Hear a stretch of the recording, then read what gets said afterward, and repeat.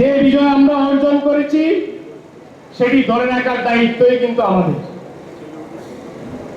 আমরা কি সেই আগের জায়গায় ফিরে যেতে চাই? কখনোই না। আমি প্রথম আলোতে দেখেছি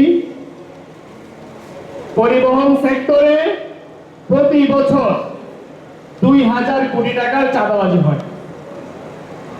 এই চাঁদাবাজির প্রভাবটা কোথায় পড়ছে?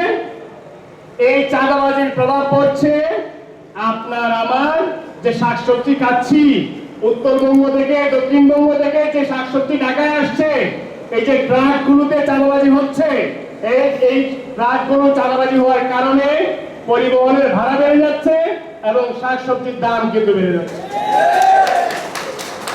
আজকে আপনি আমি দূরপাল্লার যে বাসে যাতায়াত করছি, প্রতিটি বাস থেকে যে চাঁদাবাজি হচ্ছে, আপনার আমার যে ভাড়া, যেখানে 300 টাকা ভাড়া ছিল সেখানে আজকের ভাড়া 600 টাকা।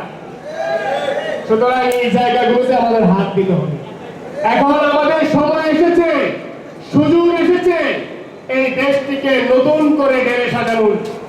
সুতরাং আমরা এও দেখেছি আমাদের জন্মের অনেক বছর আগে অনেক সেতু নির্মাণ করা হয়েছিল।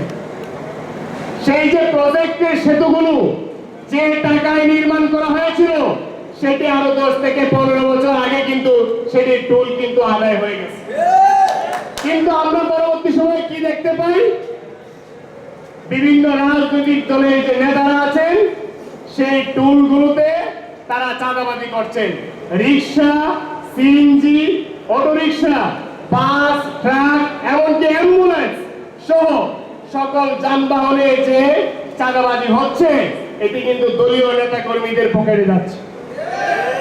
আমরা প্রস্তাব রাখতে চাই, এই অন্তর্বর্তীকালীন সরকারের কাছে প্রস্তাব রাখতে চাই যে পুরাতন সেতুগুলো আছে, যেগুলোর টোল অলরেডি আদায় হয়ে গেছে, এগুলোর টোল আদায়ের জন্য সেনাবাহিনী নিয়োগ দিয়ে সেই যে অর্থ আসবে, সেই অর্থটি সরাসরি সরকারের ফান্ডে জমা রাখতে হবে। আরো একটি কথা বলতে চাই, আমরা দেখতে পাই এই বিগত কয়েক বছরে আমরা যে বিষয়টি দেখেছি, অনেক ড্রাইভার আছেন যারা আসলে শ্রমিক, গাড়ি চালান, অনেক ড্রাইভার আছেন যাদের বয়স আসলে 12 থেকে 14 বছর, এবং অধিকাংশ ক্ষেত্রেই অনেক ড্রাইভারকে আমরা দেখি যে অনেক অ্যাক্সিডেন্টের ক্ষেত্রে তারা নেশাগ্রস্ত অবস্থায় থাকেন, এমন রিপোর্টও আমরা দেখেছি। তাই তাদের লাইসেন্স দেওয়ার আগে পর্যাপ্ত পরিমাণ ভারী যানবাহন, হালকা যানবাহন সেই অনুযায়ী পর্যাপ্ত পরিমাণ প্রশিক্ষণ দিয়ে তাদেরকে ড্রাইভিং লাইসেন্স দিতে হবে। দেওয়ার ফলে যে কাজটি হবে, এই যে আমাদের রোডে যে অ্যাক্সিডেন্ট গুলো হচ্ছে, এটির সংখ্যা কিন্তু কমে আসবে। আমি এবছরের শেষের দিকে দেখেছি যে বাংলাদেশে প্রতি বছর প্রায় 8 থেকে 10 হাজার মানুষ রোড অ্যাক্সিডেন্টে মারা যাচ্ছেন।